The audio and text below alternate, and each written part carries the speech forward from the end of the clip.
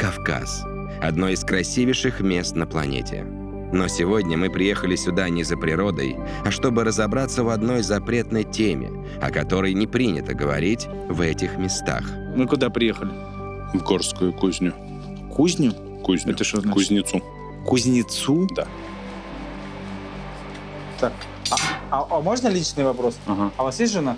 Нет. То есть вы еще не женаты? Нет. А сколько лет вам? 28 уже недавно. Тут я, конечно, опоздал. У нас не положено до такого возраста Да? быть не женатым. Нет, 28 лет. Ага. Вот прямой вопрос можно? Да. А у тебя был опыт женщины? Нет.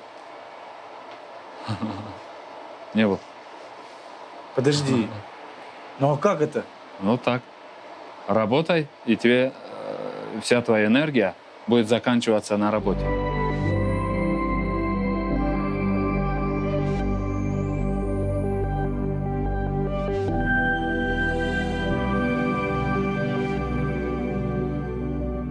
Тебе 35. Да, У тебя были женщины в жизни? общался. Подожди, у тебя не было секса? Нет. Ну, до свадьбы нет. И у тебя не будет до свадьбы? Нет, конечно. Потому что есть определенные табу, есть определенные нормы, которые запрещают это. Хорошо, как ты решаешь биологическую потребность? Женитьба? Нужно Не, ну подожди, жениться. сейчас, на сегодня тебе 35 лет. Ну, вот смотрите, есть такой интересный момент. Вот для холостяков есть пост. Так, Он держится в понедельник и в четверг. так. Вот если человек не женился, ему желательно вот этот пост держать. Это что значит, я не понял? Пост, то есть ты не кушаешь, не пьешь в понедельник и четверг. А, и тогда, Это в как плане сказать, физиологии, да. меньше потребность. Да. Ух. Ну так, это интересно. Это интересная информация. Но это интересно и честно. Ладно, ну и просто... Но я не скажу, что прям все этого придерживаются, к сожалению. Хорошо, Но тогда я использую биологические термины, потому что меня люди не простят, если не спрошу. А мастурбация — это нормально или нет? ну, это, наверное, крайняя такая необходимость, скорее, больше. Ну, за это как бы... Это тоже не разрешено? Это не поощряется, я так скажу. Поощряется лучше, если у тебя уже Говоришь, прям ты что закашлял там? такая ситуация теме? возникла. Первый раз, блин. На такой теме. Закашлял сразу, говоришь. Если такая необходимость у человека есть, ему как раз-таки и будут говорить: бросай это дело, лучше женись.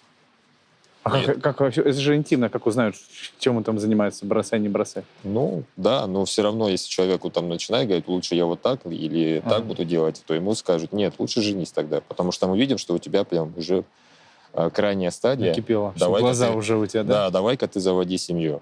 И это будет вполне очень даже разумно.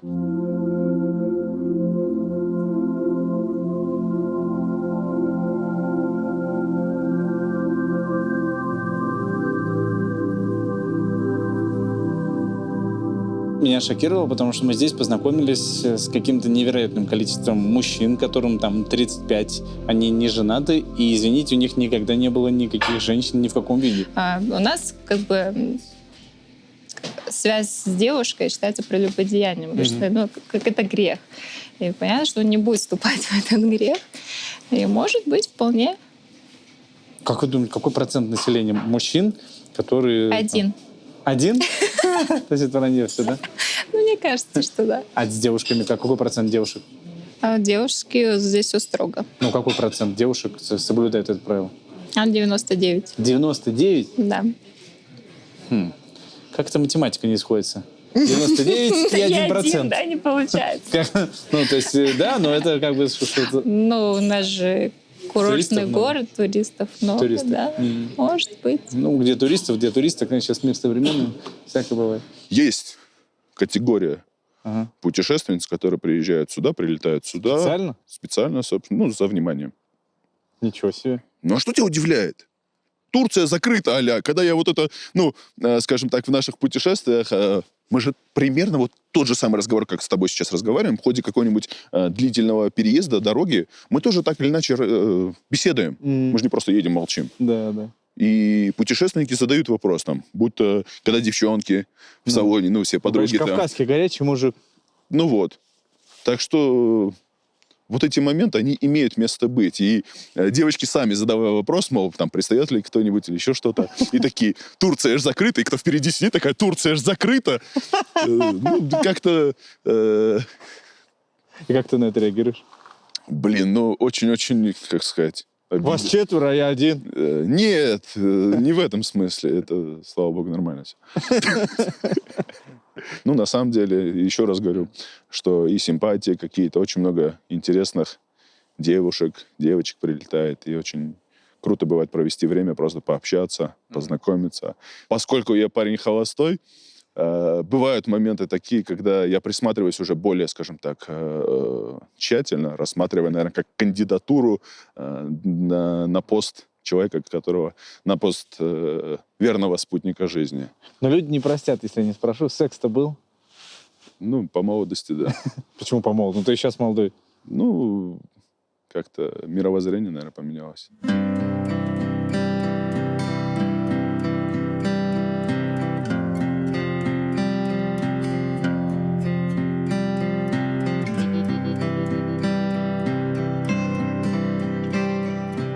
А опыт должен быть, ну где? Не на улице ж. Опыт у нас так не бывает. Опыт должен быть у тебя дома. Поэтому с этим строго. Это у всех здесь так? Да. Не, я не знаю, у тех, кто этого не придерживается, есть и хорошие, есть вообще, наверное, наркоманы. То есть положено так.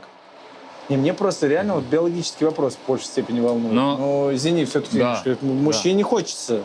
Да. Особенно, я думаю, что Вот поэтому... есть там горячая кровь там и так далее. Пока не использую, чуть отодвину. Вот когда ты много работаешь, весь этот тестостерон, ты можешь настолько уставать, что тебе не до этого будет. Поэтому, возможно, мне помогает моя работа все это сдерживать. А на самом деле надо человеку жениться вот, по религии вообще в 14 лет. Вот когда человек уже, это уже мужчина, если тебе уже какие-то потребности начинают появляться. Поэтому у нас вообще рано. Если ты... А девушка во сколько? Тоже 14? Да. То есть это по российским законам, там, совершеннолетие и так далее. А так, вот человек, по сути, вот, когда у него уже биологическая такая потребность, он уже должен жениться. Это значит, что он уже мужчина, который способен работать, содержать семью.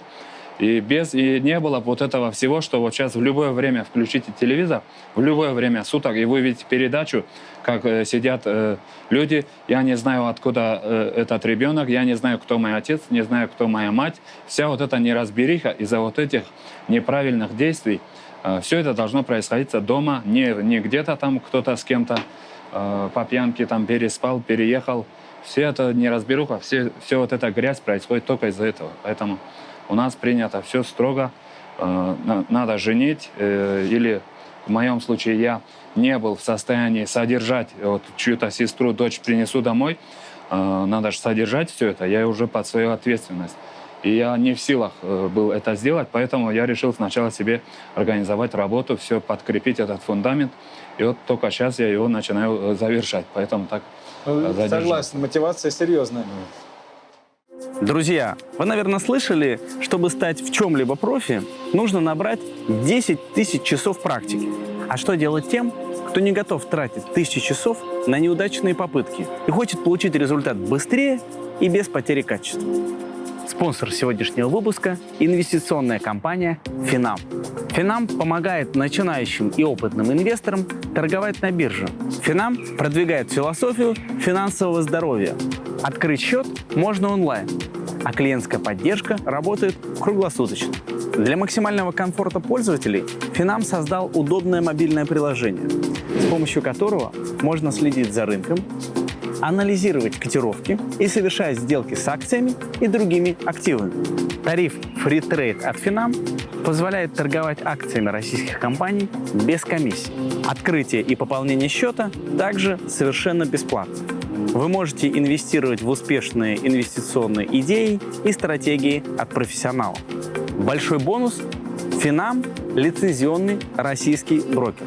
Из-за того, что компания частная, вероятность попадания под санкции минимальная. Переходи по ссылке в описании, открывай счет в Финам и торгуй без комиссии. Нам нравятся наши обычаи очень. Когда почитают мужской пол, самый сильный, это для семьи самый главный, считай. Это он добытчик еды, благополучия семьи. Почему бы не постоять, накормить его? Смотрите, можно я просто Уважение. хочу понять. Да. Я согласен, что это приятно, когда за тобой ухаживают. Да. Но одновременно с этим, может быть, и нормально, и наоборот. Например, что вы там поработали или просто еще что-то. Садитесь, и я за вами ухаживаю. Это же тоже нормально? Или Это нет? тоже нормально. Это тоже нормально. Но Нет, старше. не старший ухаживает. Почему? Ну, хотя уже, допустим, свекора сын мог за мной уже так Но почему не ухаживать. старше? И разрешить мне сесть тоже. Ну вам же За тоже стол. разрешить сесть. Да. Ну как так? Вы же сами хотите сесть. Нет. Мне, это- например, неприятно со старшими кушать. Почему? Ну, Стыдно, это неудобно. ну как-то не знаю. просто смотрите, ну, допустим- Так нас с детства учили, что даже мама моя, я помню, говорила, не надо с мужем садиться кушать. Вдруг ему покажется, что ты много ешь. Вот представляете, какое было вот воспитание? Ну так разве это нормально? Это нормально, я считаю. Почему? Ну как? Жена должна за мужем ухаживать. Почему? Но, конечно, когда уже, допустим, день закончился, за вечерним ужином могут они позволить.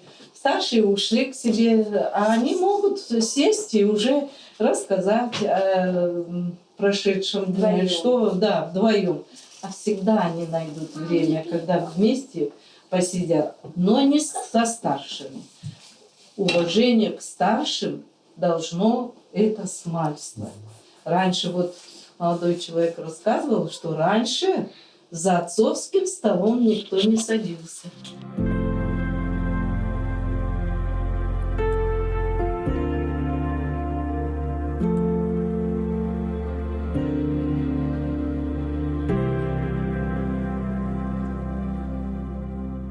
Сегодня мы ездили к кузнецу, выявили очень интересный факт, что ему 28 лет, он не женат и никогда не был с женщиной. Теперь я не могу остановиться и буду проводить здесь исследования.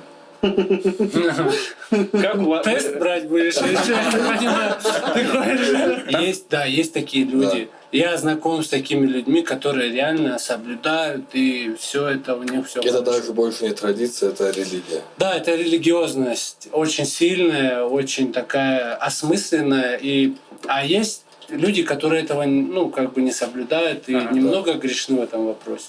Какой процент населения, так сказать, как ты говоришь, немного грешны, а какой процент придерживается, так сказать? Давай скажем так, мужское население, большинство грешное. 80 на 20. Да. 80 на 20. Да. А женщины?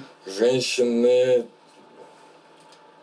В обратном направлении, где-то 90 на 10, я думаю. 90 на 10. То есть женщины это... С женщинами очень строго. Да, строго. Здесь так говорится, есть такая поговорка. Тогда здесь. математика не сходится у меня. Давай. Как вот эти 80 и вот эти 10% женщин. Ну, Вы им туристки там приезжают или что? И туристки приезжают. И приезжают, и мы едем. И они приезжают. И что поделать? А здесь запрещено грешить? Многоженство? Да. Многоженство в России на уровне законодательства запрещено. А с точки зрения... Если очень хочется, то можно. Если хочется и можется, Как и то все в этой стране. я наблюдаю, путешествуя по республикам северокавказским, кто-то может себе позволить и вторую жену, и... То есть ребята, с которыми мы вчера были в бане, Да. если бы я у них спросил, и у них там финансовые возможности будут, они могут? Для них это норма будет? Касаемо, не знаю, наших ребят, не могу точно за них отвечать, но в целом я думаю, что Братан, вполне вероятно. я тебе больше скажу. Если бы я Ксюху смог уговорить, у меня тоже была бы не одна жена. Но она эгоистка. Но другой вопрос, что ты не можешь уговорить, понимаешь? А тут отношения другие. Ну, у женщины положение в обществе другое, надо полагать. Вам не разрешено иметь 4 жены? Вот у мусульман разрешено. Танюша, тут темка есть. Мы приедем вдвоем, да? А вы, кстати, согласитесь, чтобы у вашего мужа был еще жены? А нет, не соглашусь. Даже второй хотя бы? Нет. А что? Ну, куда еще лучше меня? Ну, по правилам 4 можно? Можно 4, но я не согласна. Хорошо, а 2 мужа? Нет, это тоже неправильно. Вот молодая невеста пришла ко мне в дом. Она не должна была со свекром разговаривать с моим супругом. Значит, она не имеет права разговаривать, значит, какую-то глупость при нем не скажет. Это вот было хорошо для него. Вот бывает, женщина может больше зарабатывать. Конечно. Но если она культурная и воспитана, она никогда не укажет на то, что я вот больше, даже в нашей среде, вот в нашей национальности, да, у нас никак не может женщина сказать, что я зарабатываю больше, ты будешь делать так, как я скажу. У нас нет такого. У нас муж может вообще больной лежать, а жена будет полностью обеспечивать всю семью. Почему девочки могут сказать, что ты мало зарабатываешь, или там у тебя нету, почему машины хорошие? Это я бы никогда это не сказала. Это как меня бы, как должен быть человек воспитан, сказать вот главе семьи, что ты, ага, почему ты мало зарабатываешь? Нам не хватает. Не должны. Женщина не должна такие вещи говорить. Ну, так у нас было заведено, так должно быть. Но сейчас девочки почему-то другие, поэтому и разводятся. А мужчина может быть неправ? Может быть, конечно. Как? Очень часто. Мужчина. Дайте возможность ответить. Мужчина что? Может ли мужчина быть неправ?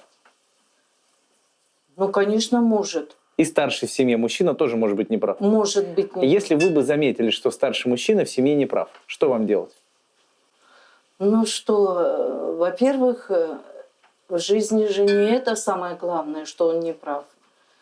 Ну, я, конечно, сделаю замечание, но в такой форме, чтобы это, чтобы кто-то это не услышал, чтобы это было между нами. Ну, конечно, я буду душевно переживать, что почему же так случилось. Можно еще такой вопрос? Да. Вы сказали, что если мужчина не прав, то вы ему об этом сказать можете, но просто не при всех. И мне тоже кажется, что это Не очень при всех, логично. да. Вопрос. А мужчина, если видит, что женщина не права, он это имеет право при всех сказать? Нет. Но мужчина Может или нет? точно так должен, но Может мужчине или как нет? бы все прощается. Почему? Ну, при всех он не оскорбит эту женщину. При уважении... При уважении нет. Вот мне тоже нет, кажется, что не нет. оскорбит. Но может, да, сказать, что ты тут не права. При всех. Да, при И всех. это будет нормально. Да, это нормально. Потому что почитаемый человек, он может сделать замечание, сказать, ага, ты что-то меня опозорила при всех. Если это касается его, допустим, я не так обслужила, не так поставила, что может быть? Секундочку. Вот это я хочу разобраться. Он может при всех сказать, что вы не так, например, обслужили, поставили еду. То есть ту работу, которая на вас. А вы ему предъявить, что он там не добыл нужное количество мяса, не можете.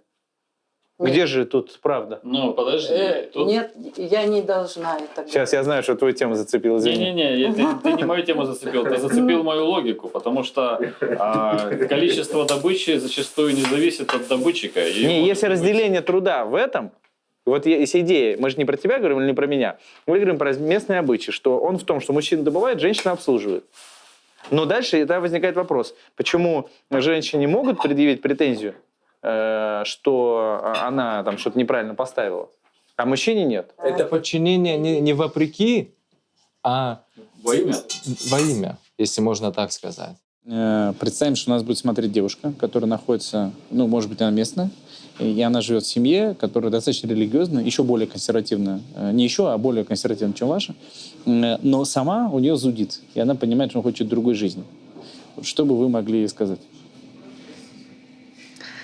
А я бы порекомендовала попробовать. Почему нет? Не, ну из семьи запрет. В семье запрет. Ну, например, работать там или Да, в самостоятельно. семье запрет ничего не порекомендуешь. И мне многие девочки пишут в Инстаграм, говорят, ой, мы бы хотели, как вы, это же работа мечты, свежий воздух, сноуборд, знакомство с людьми, заработок, это об этом только можно мечтать. Но опять же, если ее не пускают, что я могу сказать? Вы бы что на ее месте сделали? Разведись. Развелась бы. Вы бы развелись? Да. Ну, Супер. сложно. Человек, когда несчастлив, он не будет счастлив в семье. И нужно понимать, что девушка должна быть счастлива в первую очередь сама. И тогда она может дарить эту любовь и счастье детям, супругу. Если она постоянно сидит дома, она в быту, у нее какие-то заботы, какие-то проблемы, и все это идет по кругу, ну понятно, что никто от этого удовольствия не получает. Путешествуя по Кавказу, вы можете остановиться в потрясающих местах за совсем небольшие деньги. Дом Bay Flats может предложить вам 9 квартир площадью от 30 до 100 квадратных метров с размещением от 2 до 8 человек. В квартирах выполнен новый дизайнерский ремонт с использованием экоматериалов. Софийские вершины с видом на горы и реки Архиза. От такой красоты за окном можно просто сойти с ума. А еще у них есть круглогодичный открытый бассейн, проводятся пешие походы, лыжный курорт. Проживание в комфортабельных номерах и высокий сервис обслуживания.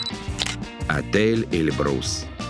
Настоящий отель в горах, который находится на высоте 1820 метров над уровнем моря. Горный воздух и природа местности позволят вам восстановить силы и душевное равновесие за очень короткий срок.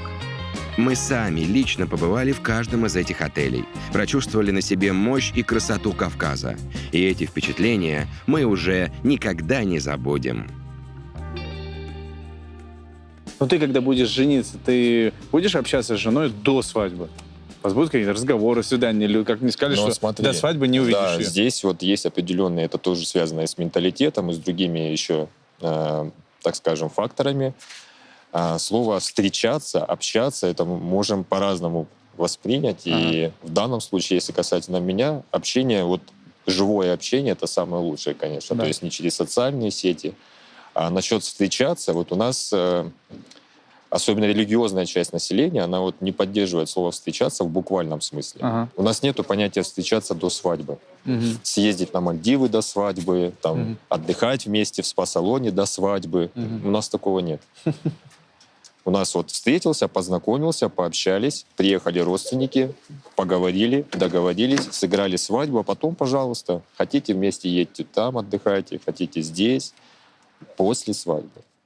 Почему я сначала общаюсь, трачу время, силы, а потом вдруг она и не хочет замуж выходить? Это не плохо. Я думаю, сначала надо жениться, а потом ухаживать, тратить силы, время, кино, букеты, цветы, кольца. Вот все потом. Ну, то есть уже же наверняка, уже не впустую, не в холостую куда-то.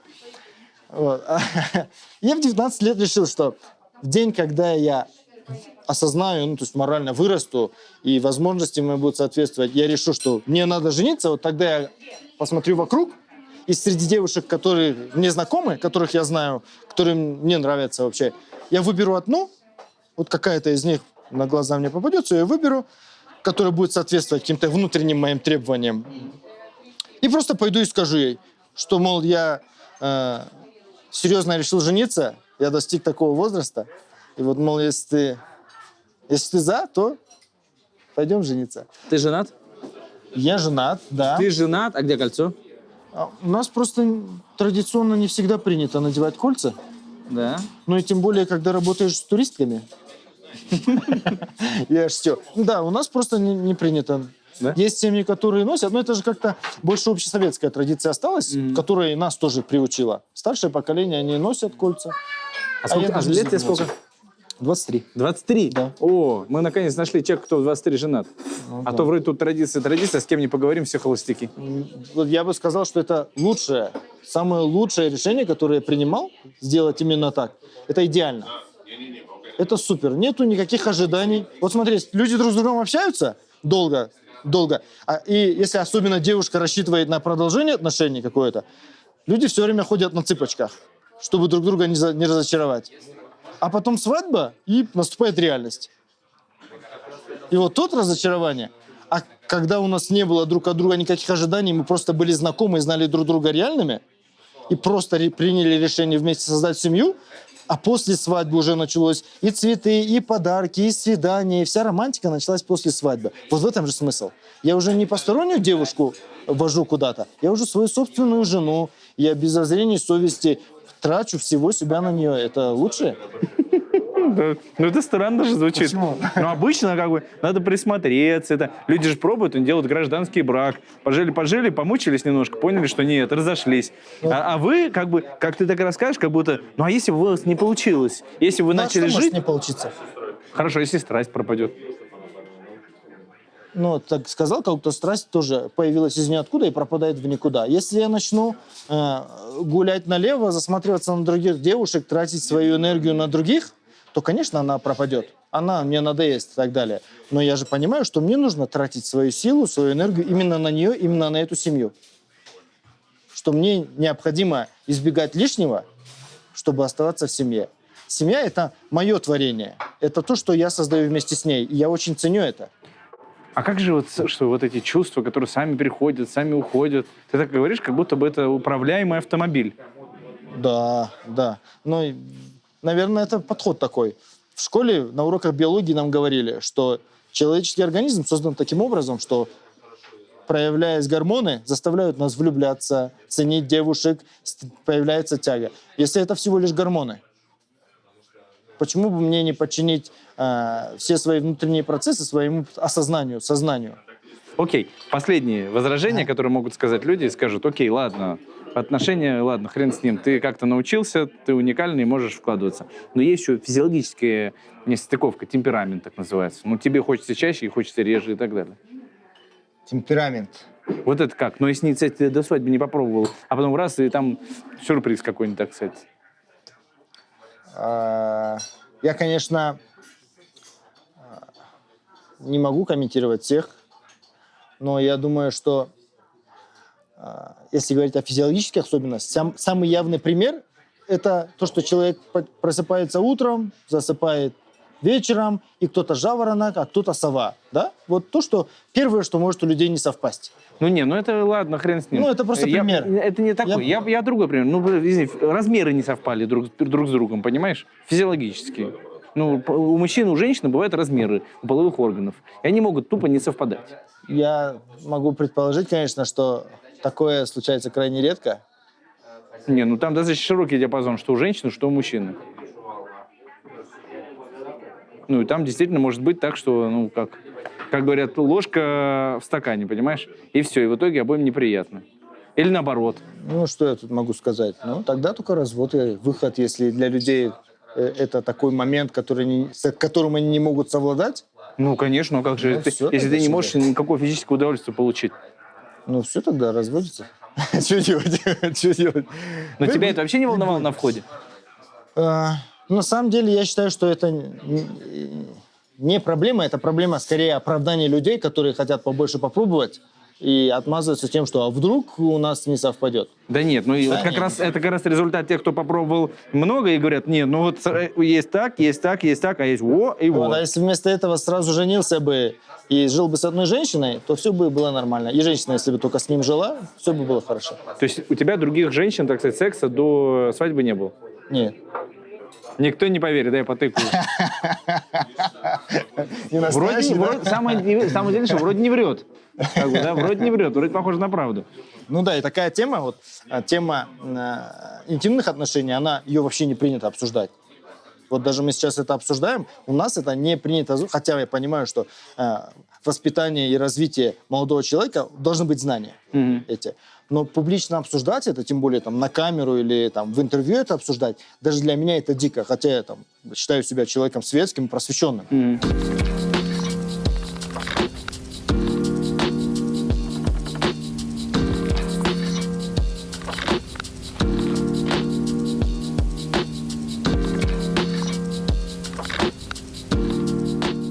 Тебе нравятся местные мужчины? Да, я вообще сама наполовину армянка.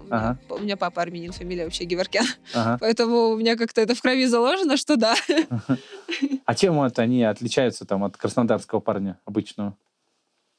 Блин, вот это, если честно, такой вопрос. Сейчас начну говорить, меня все захейтят просто. Ну, говори как есть. Сейчас вот Это твое парни, мнение. городские парни, они вот стали более такие женственные все. Но это не мужчина, ну, по моему мнению, ну, вот честно. Так. Мужчина должен быть такой, такой с бородой, все, вот как говорят, чуть красивее обезьяны. Вот это оно. Так, подождите, борода. Что вы понимали? У некоторых мужчин просто от природы не растет борода, понимаете, женственная. Просто не растет Нет, ничего. окей, да даже пусть не растет. Но сейчас мужчины, как откроешь там, не знаю, тот же Инстаграм, они там себе бровки выщипывают, такие все этот. Я понимаю, мужчина должен ухаживать за собой, но не настолько, что он там и тоналку наносит, и все, но это уже перебор. Ну, как бы, блин, ну, честно. То есть мужик должен быть мужиком. Да. Такой здоровый, крепкий, А бородатый. здесь пока это есть. Вонючий. Не, ну нет. Вонять не надо. Вонять не надо. Гигиена все-таки должна быть какая-то. Ну, у каждого свои интересы. А по характеру? Вот чем отличаются, значит, кавказский мужчина от там, простого краснодарского парня?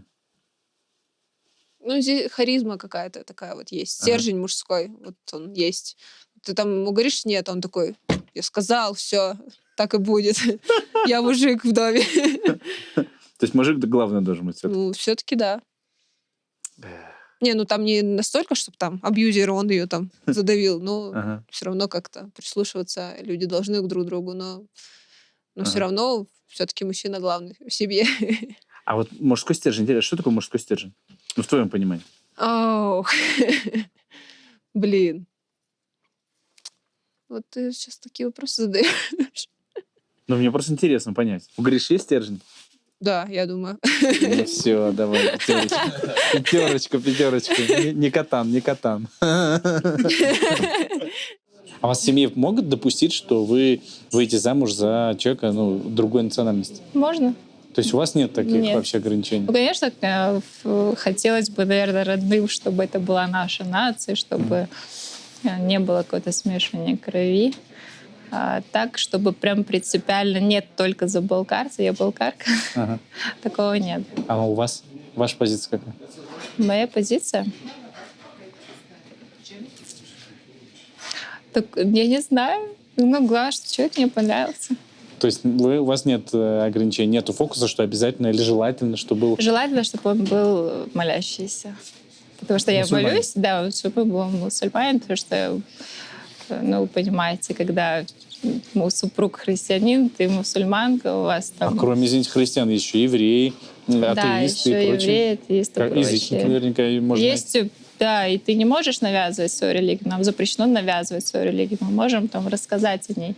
Если человек заинтересуется, он, в принципе, может, если захочет, я могу рассказать о религии. А если он скажет, нет, Джам, мне нравится не верить в Бога, даже что я ему скажу. У нас уже все, взгляды разошлись, и мы, в принципе, не по пути.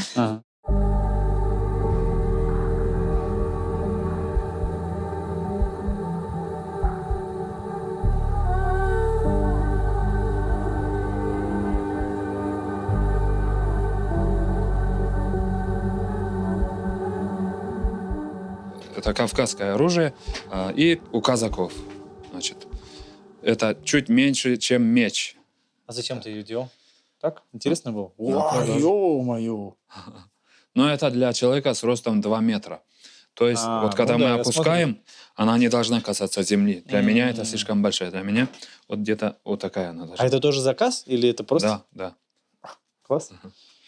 О, блин, слушай, это тяжело. Да. Это реально, какие же мужики были, да, раньше? Не то, что дрищи сейчас. Это дело в том, что это для очень большого человека, а так вот для нас с тобой вот такая такой. Маленькая должна быть. Вот такой. То есть ее весь смысл в том, чтобы он легкий. Он в ножнах вот так находится, шашка, вот так.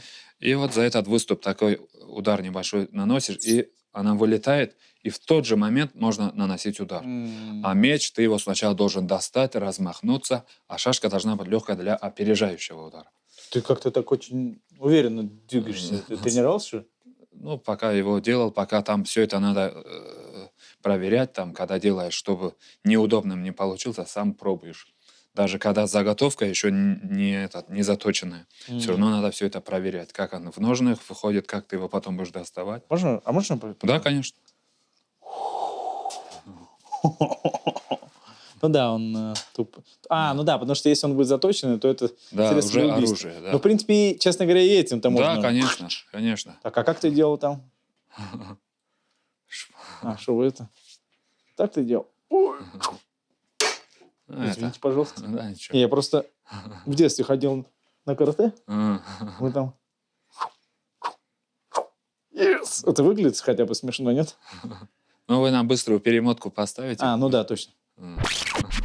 Просто, а как вот вы с девушкой можете познакомиться? Вы же здесь все время работаете. Ну, у нас есть различные мероприятия, там, свадьбы. Ну, у нас так и положено. Вот с девушками знакомятся на свадьбах. Вот ты тут идешь, у нас даже танцы есть даже... Я сам это не знаю все полностью, но есть очень много таких вещей. Вот если там на танец вышел, там какое-то движение показывает, что девушка не замужем, или там мужчина там застегивает свою одежду там или на эту сторону, или на другую. То есть по таким каким-то приметам можно уже определять, так, эта девушка не замужем. Можно... Это сейчас также до сих пор происходит? Те, кто знают это, до сих пор это происходит на свадьбах. Все это делается как и раньше. То есть раньше нельзя было там куда-то пойти, там кого-то встретить, давай там будем общаться. Нет, все это происходило таким образом, без слов, прям уже можно было понять. Сейчас, вам как, что по факту? Ну, сейчас это может произойти? Тиндер? Ну, точно так же на свадьбах, на различных мероприятиях. На самом деле много мероприятий. И также взрослые уже там, родители там могут сводить там разных людей. То есть это до сих пор еще распространено? Да, конечно. Что у вас мама может прийти и сказать, тут у меня у подруги, познакомься, да? Да. Не, они не прям ее приводят, они могут сказать, там, Шамиль, вон там, вот у нее-то видел дочка, вот она там в такой-то учится, ты можешь там где-нибудь ее видеть, посмотреть незаметно, да? То есть так это никто там не приводит, она не стоит, как в таких фильмах. Ты сам просто... Так, подожди, ну хорошо, но это просто адресочек дали, и дальше что от тебя ожидается? Дальше ты говоришь, все, она мне нравится, и давайте, короче... Чего? Идите к ней домой, к ней целая бригада из твоих родственников идет там женщины, ну-ка сейчас, и говорят, вот наш такой-то сын, такой-то этот. И они несут с собой конфеты или что-то, короче, это подарок. Сейчас такие традиции? Да, сегодня. Я свою сестру так замуж выдавал. И вот они несут конфеты домой этой девушки. Если они примут эти конфеты, значит, они согласны. Если они не примут, вот мы не хотим, что спасибо. Они? Не она, а они. Это кто должен дать? Ну, она может родителям сказать, нет, я за него не хочу, не соглашайтесь. Но решение она все-таки принимает финально? Ну, у кого-то... Родители у нее спрашивают. Так. Ну, как бы, она может сказать, нет, не хочу или нет, хочу. Она сама не скажет. Это родители скажут. И тоже не прямо, вот как Шамиль говорит, ну... Вот. Это что, это они согласны? Как сейчас Шамиль сказал, не возьмут они эти конфеты. Чтобы там в цвет не говорить, нет, вы не подходите, мы более достойных ищем. Они просто отказываются от конфет, и это самое, и понятно, и вот спасибо, и расходятся. Просто пытаюсь представить, как это реально происходит. Вот приходят твои родственники с конфетами, а к тому моменту ее родители уже знают, что к ним идут с конфетами? Да, им сообщают заранее. Даже я вам скажу, очень часто бывает, что находятся общие знакомые, которые говорят, например, родителям девушки, вот мы этого парня, вот, например, Шамиля, да, возьмем, вот мы Шамиля знаем, он вот такой хороший, работящий, все, туда-сюда. Родители подумали, девушка тоже подумала, и вот уже девушка может сказать, да или нет. Так, все, включаем молот. Подождите, сейчас самое интересное. А если девушка, подождите, и при этом вы с ней ни разу не общались в жизни? Да. Да? Вы не виделись так издалека, посмотрели друг на друга, и какие-то, так сказать, сведения через третьи руки. Да, так? Да. И уже после этого момента девушка говорит, да я согласна? Или согласна, или не согласна. Ну хорошо, не согласна, все понятно. А если согласна, дальше что происходит? Дальше Всё. родители договариваются о свадьбе. А такой вот срок, вот давайте там она Подождите, учится. какая свадьба? Они не общались ни разу. Ну, так и должно быть. Общаются после свадьбы. Зачем тебе с ней разговаривать? Там у нее голос какой хочешь узнать, или это все потом? Ну как зачем? Ну по-человечески понять, ну может не близкие. Не. Хорошо. Так, потом происходит свадьба. Ага. Я хочу подробности. Я не помню, в какой-то из дней свадьбы они уже рядом садятся. Подождите, что значит дней свадьбы? 3 дня. 3 дня у нас свадьба. Да, 3 дня идет. Даже там они не разговаривают. Ну, есть какой-то момент, когда они уже вдвоем. Там, наверное, хочешь разговаривать. И что, потом сразу первая брачная ночь? В третью ночь это уже первая брачная ночь. А когда поговорить? Вот тогда и говори. Не, зачем говорить? Вот что хочешь узнать? Все это узнается без разговора заранее. То есть, кто она, там, как училась, что умеет, все это не надо ничего Какой говорить. человек, какой Да, характер, все это. уже заранее известно. Так, нам сейчас заготовка, чтобы не испортилась. Давайте постучим. Ну давайте, а то у меня еще много вопросов. Да.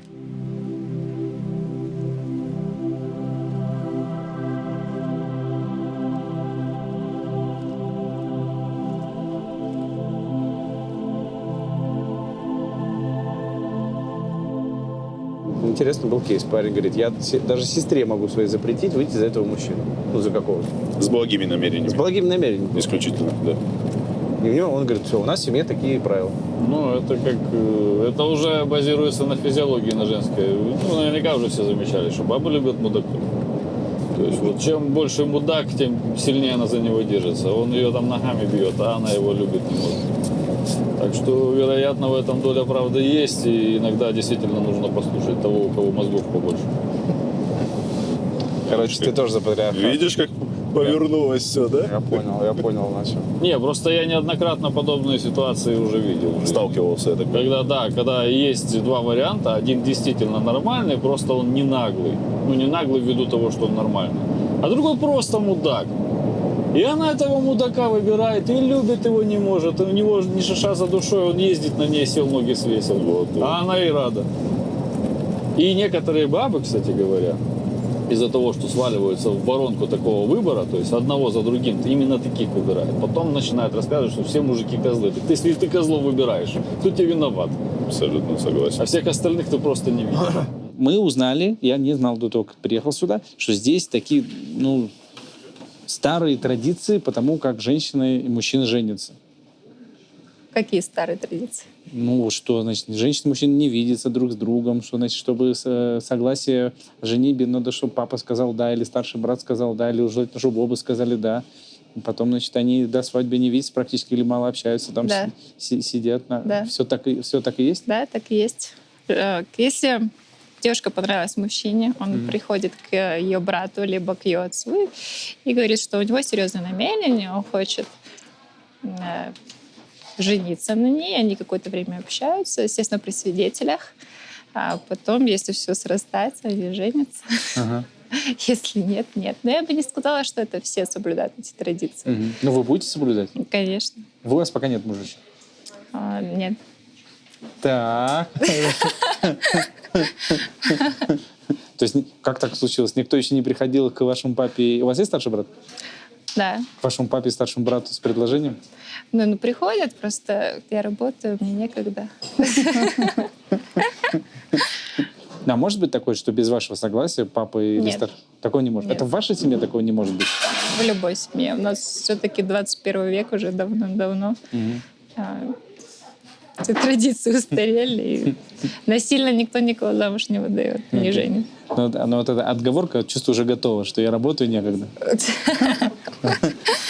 Ну, пока так.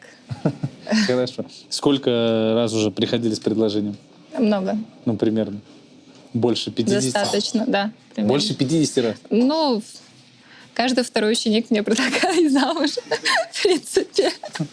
Поэтому я и не обучаю особо мужчин, я работаю с девушками и с детьми. У вас жены, дети родятся, вы позволите родителям назвать? Вот как Чтобы они ими выбрали для детей? Да. Нет, конечно. Да, ну вот, пожалуйста. Ну как они могут выбрать имя моему ребенку? Это же мой ребенок. Почему? Они меня назвали, все. Они мудрее вас, они старше вас, они родили вас. Почему имя должен называть тот, кто мудрее? Ну вот как бы вся разница, понимаешь, в том, Вот что... кто мудрее-то? Кто мудрее? Молодые, которые родили, или те, которые очень хотят назвать? Вот такое имя нашли хорошее. Вот мы у нас так что ровно. все будет, потому что они мудрые. Вот смотрите, дело все в том, что, вот я даже важнее, вот у меня нет вообще идеи классифицировать, кто мудрее, я или мои родители.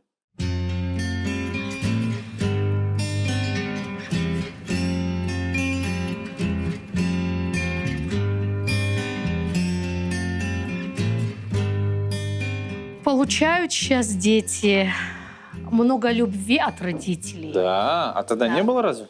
А тогда у нас, как это было, отец, например, не мог при родителях взять своего ребенка на руки. Почему?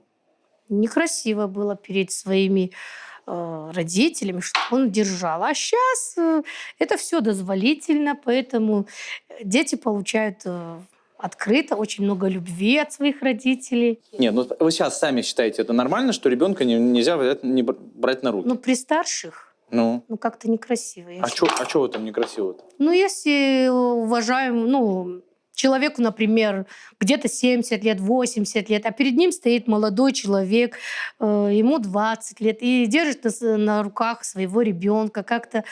А что плохого-то в этом, я не понимаю? По нашим горским законам. Ну, я просто пытаюсь понять логику. Они же как бы имеют всегда какое-то объяснение.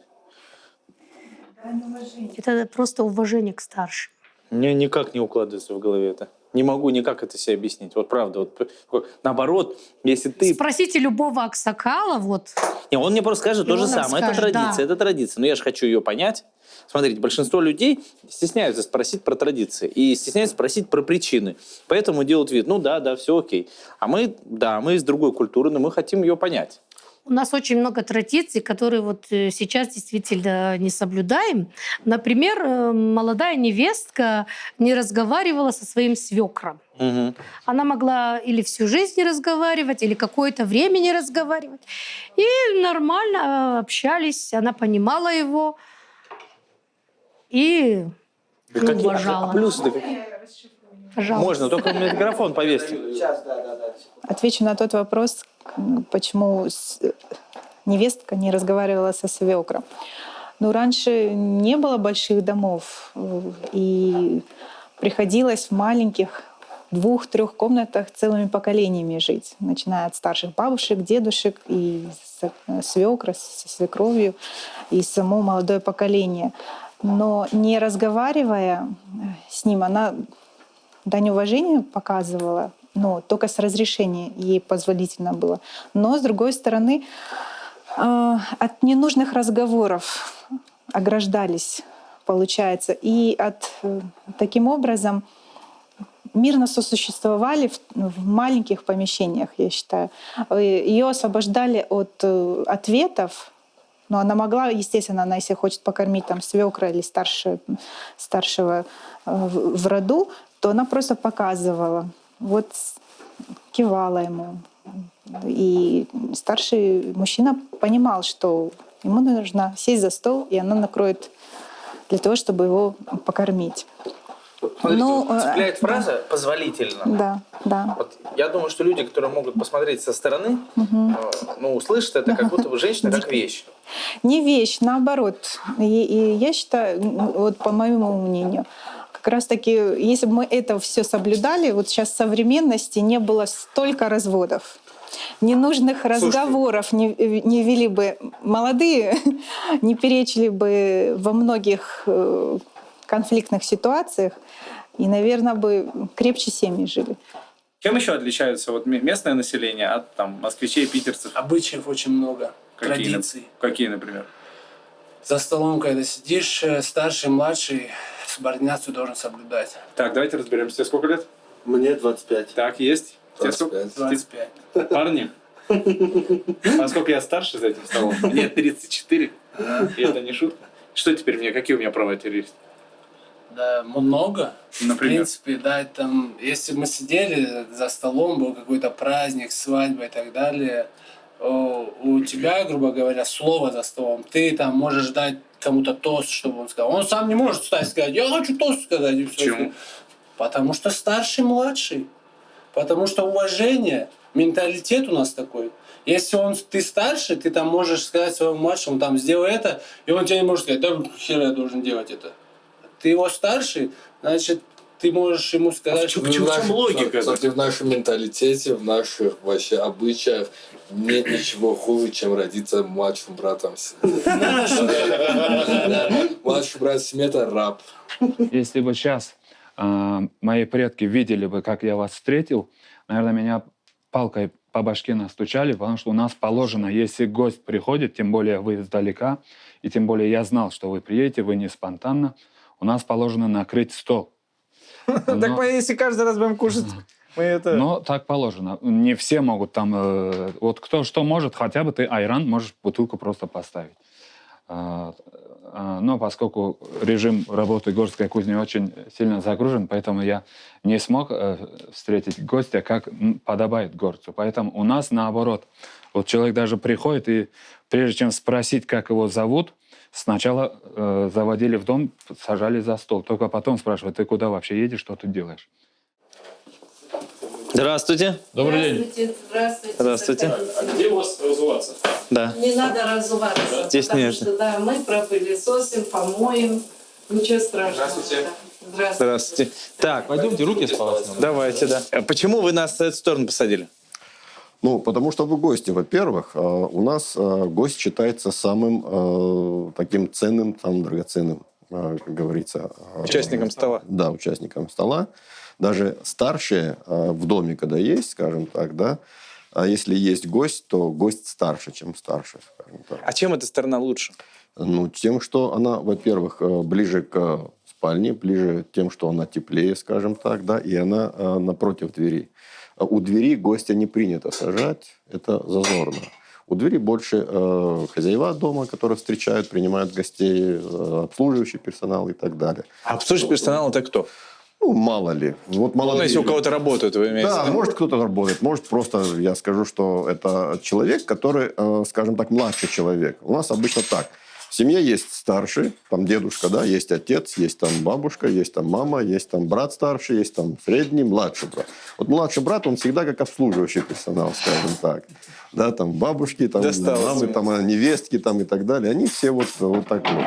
Ну, это так, грубо говоря. На самом деле они действительно ухаживают за гостями, и младший всегда, даже когда отец, например, ест, мы никогда рядом, вот я лично никогда за одним столом с отцом рядом не ел.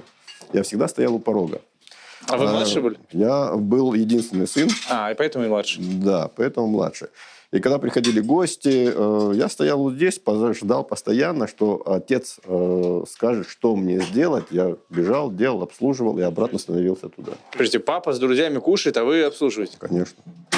И это за честь считалось, и нам до сих пор считается это. Ну, смотрите, самому тоже хочется покушать. Ну, после гостей, после всех. Голодным никто не останется. Вначале выражаешь уважение. Сперва это гости, да. Да, а потом все остальное. А я путаю? Или это мне птички про вас нашептали, что вы раньше рэп читали? Да. Я саунд-продюсер был, аранжировки продавал. У меня целая группа была ВКонтакте. Хорошо, ну про что вы там, как ты говоришь, читали? Читали? Про все. Ну, все, что в жизни происходит. Например, вы же знаете.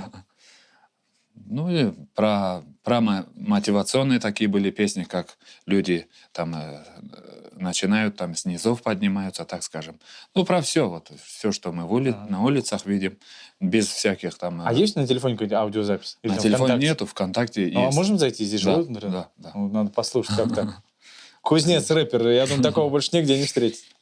Бывший рэпер. Да. Сейчас уже все, уже тебе не нравится. Но не то, чтобы не нравится. Во-первых, для этого надо только этим заниматься, там, куда-то уезжать, там, это же надо продвигать как-то. Ты не можешь просто сидеть дома, записывать треки, и это никто тебе вместо тебя не продвинет. Надо, чтобы как-то в это вкладываться, клипы снимать и так далее. И еще надо, ну, там, уехать куда-то и так далее. Я не могу бросить там семью, маму там, и заниматься этим. Если у меня другие братья были, которые дома все делали, я занимался бы этим, наверное. Поэтому я лучше и дома нахожусь, не надо мне никуда ехать. В Инстаграме вся моя работа протекает, и как бы мне это нравится. Классно. Так это ваше? Да. Или это реклама идет? Это вначале такая вставочка. Ваша? Да. Это ваш голос? Нет, это из фильма. Знаешь ли, из меня еще Сейчас начнет. баскетболист. Так что А слышно будет? Или потом можно будет вставить. Это ваша музыка уже идет? Да. Такое звучит круто. так что нет смысла тратить время, ошиваясь на баскетбольной площадке, верно? А, это с Уиллом Смитом. Да. Вот это же твой голос. Да. Сам несколько лет не слушал. Сто листов, на них смолы слов, стоны слов, слышу с глубины моих снов. Буду ли Как надо качаться, брат? Есть какие-то? Ну, под ритм. А не, раньше нету. Мы ищем новое, затем скучаем по-старому, хотим повзрослеть. С неба все поднимается дым, небо все поднимается дым. Нами придумана вся наша жизнь. Ты помнишь, что за текст, знаешь? Нет. Вкушая плоды, многое понял еще молодым. Очевидно. Что ты чувствуешь, когда слушаешь? Вспомнил, как лет 5 назад выступал, там на концертах вспомнил. Ага. Но в те времена, когда ты все время там тебе куда-то надо съездить, выступить, что-то там репетируешь, я все всегда наизусть знал. А уже 5-6 лет ни разу даже не слышал даже. Поэтому сейчас я слушал, как только сейчас вспоминал. Как чужого человека слушал. И как ощущения? Вспомнил просто несколько лет назад. Нету никаких ощущений. Да, это Кавказ. Да, горный пейзаж. Вай, вот это край. Вот это тара, горе-дара. Говорят, на Кавказе живет дикий народ. Говорят, горцы носят папахи круглый год. Говорят, многоженство у них до сих пор. Говорят, что живут сотни лет дети гор. Да, это Кавказ. Да, горный пейзаж. Вай, вот это край. Вай, вот он и рай. Первый и, наверное, самый главный. Все те стереотипы, которые ты мог слышать и видеть из экранов, называемых так, зомбоящиков, это все чушь. А какие? Давай перечислим стереотипы. Ну, а-ля вот огромное количество моих путешественников, которые впервые планируют приехать на Кавказ, прилететь на Кавказ. Бывает, звонят, пишут: Григорий, Гриша, а как там, Муфаса, как там, безопасно у вас? Вот я сказала своим родным, близким, друзьям, подругам, что собираюсь поехать там в Дагестан, в Карачаево-Черкесию или в Кабардино-Балкарию, в Чечню, в Ингушетию. Мне говорили, мне говорят, что ты с ума сошла, что ли? Ты что, тебя там украдут, убьют, изнасилуют? Это все...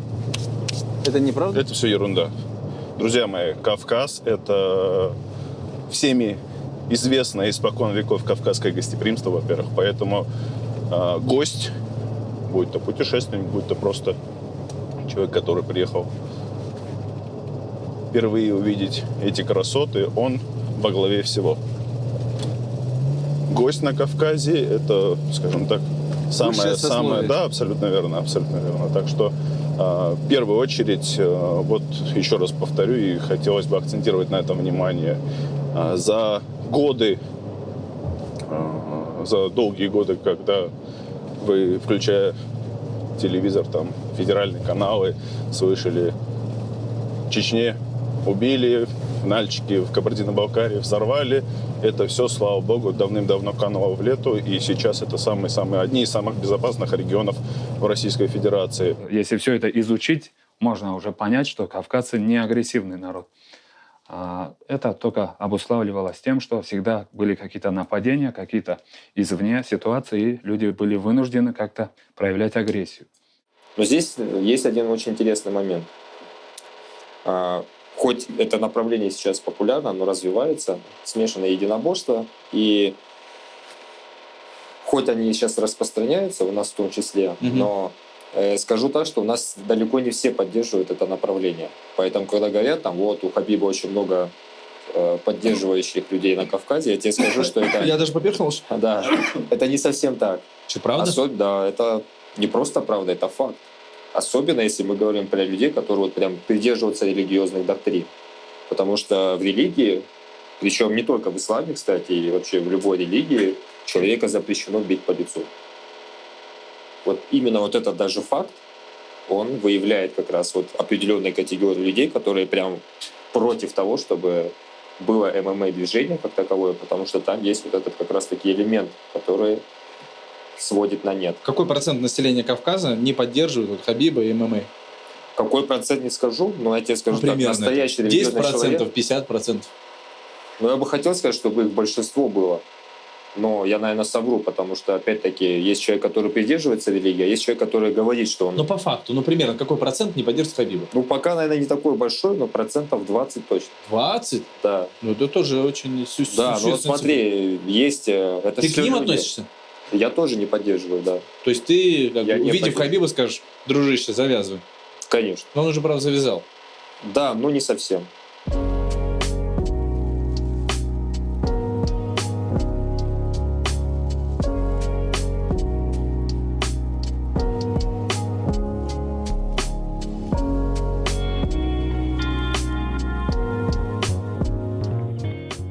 Я работаю инструктором по сноуборду. Ну, я так понимаю, что вы только девушек тренируете. Да. Девушек и детей. Почему? Ну, бывает парней тоже. С парнями сложнее просто немного. А почему? Это не раскорячили? Но они напрягаются очень. И сложно, когда человек напряженный. Им управлять сложнее. Нет мягкости в теле, непослушный сноуборд. Они там все массой на тебя хотят завалиться. Поэтому немного сложно.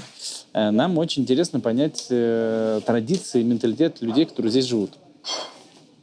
Ну, как традиция и менталитет. Женщины сидят дома, воспитывают детей. А я немножечко не по традиции. Отбились от рук. Да.